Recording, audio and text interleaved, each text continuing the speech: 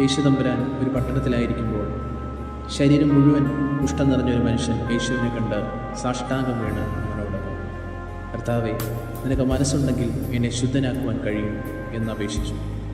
യേശു കൈനീട്ടി അവനെ തൊട്ട്, എനിക്ക് മനസ്സുണ്ട്, നീ ശുദ്ധനാകുക എന്ന് പറഞ്ഞു. ഉടൻ തന്നെ കുഷ്ഠം അവനെ വിട്ടുമാറി. അതെ, ഈ അധ്യായം നൽകുന്നത് 2 സന്ദേശങ്ങളാണ്. ഇവിടെ ക്രിസ്തു നൽകുന്ന മറുപടി തന്നെയാണ് ഏറെ പ്രശസ്തമാകുന്നത്. എനിക്ക് മനസ്സുണ്ട്. നമ്മുടെ ജീവിതത്തിലേക്ക് കടന്നു വരുവാനായിട്ട് ദൈവത്തിൻ്റെ ആ വലിയ മനസ്സിനെ നാം ഒരിക്കലും മറന്നു പോകരുത്. നമ്മുടെ പ്രതിസന്ധികളിലും പ്രയാസങ്ങളിലേക്കും ദൈവത്തിന് കടന്നു വരുവാൻ മനസ്സുണ്ട്. പക്ഷേ ദൈവത്തിന് അല്പം ഇടം ജീവിതത്തിൽ നൽകുവാനായിട്ട് നമുക്ക് മനസ്സുണ്ട്.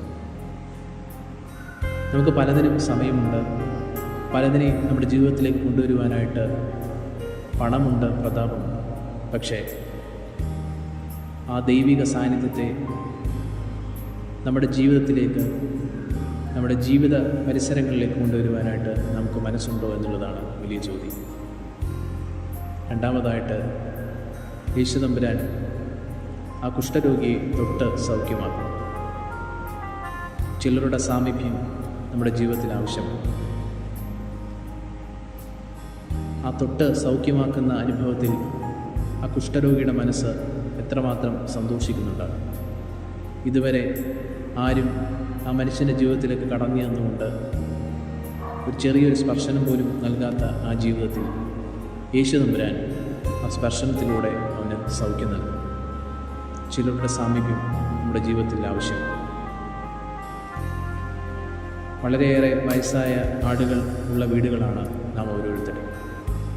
പക്ഷേ അവരുടെ അടുത്ത് നിന്നുകൊണ്ട്, അല്പം ചേർന്ന് നിന്നുകൊണ്ട് അവരുടെ സുഖവിവരങ്ങളൊക്കെ അന്വേഷിക്കുവാനായിട്ടുള്ള ആ മനസ്സ് നമുക്കുണ്ടോ എന്നുള്ളത് വലിയ ചോദ്യമാണ്. നാം നമ്മുടെ ജീവിതത്തിൻ്റെ തിരക്കുകളിൽ സഞ്ചരിക്കുമ്പോൾ, ഈ ജീവിതം ഇത്രമാത്രം സമ്പുഷ്ടമാക്കുവാനായിട്ട് പ്രയത്നിച്ച മാതാപിതാക്കളെപ്പോലെ തന്നെ കുടുംബ ബന്ധങ്ങളിലുള്ളവർ, നമ്മുടെ സുഹൃത്തുക്കൾ, അങ്ങനെ നിരവധി പേർ നമ്മുടെ ജീവിതത്തെ സഹായിച്ചിട്ടുണ്ട്. അവരുടെ ജീവിതത്തിലേക്ക് കടന്നു ചെന്നുകൊണ്ട്, അല്പം ചേർന്ന് നിന്നുകൊണ്ട് അവരെ സഹായിക്കുവാനും സംരക്ഷിക്കുവാനുള്ള മനസ്സ് നമ്മൾ ഉണ്ടാക്കിയിട്ടുണ്ടോ എന്നുള്ളതാണ് വലിയ ചോദ്യം.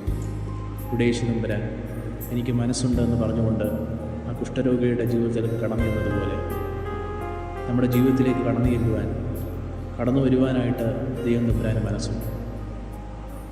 നമ്മുടെ ആ വിളിക്കായിട്ട് കാത്തു നിൽക്കുന്ന ദൈവം നമ്മുടെ വാതിലിലുണ്ട് എന്നുള്ള കാര്യം മറക്കരുത്. ആ ദൈവം തമ്പുരാനായിട്ട് ആ വാതിലുകൾ തുറന്നു കൊടുത്ത് നമ്മുടെ ജീവിതത്തിലേക്ക് ദൈവം തമ്പുരാനെ കൊണ്ടുവരുവാൻ നമുക്ക് സാധിക്കട്ടെ. ദൈവം തമ്പുരാന് മനസ്സുണ്ട്. ഇനി ദൈവത്തെ നമ്മുടെ ജീവിതത്തിൽ പ്രതിഷ്ഠിക്കുവാനൊട്ടിട്ടുള്ള ഇടത്തെ ക്രമീകരിക്കുക എന്നുള്ളതാണ് വലിയ ചിന്ത.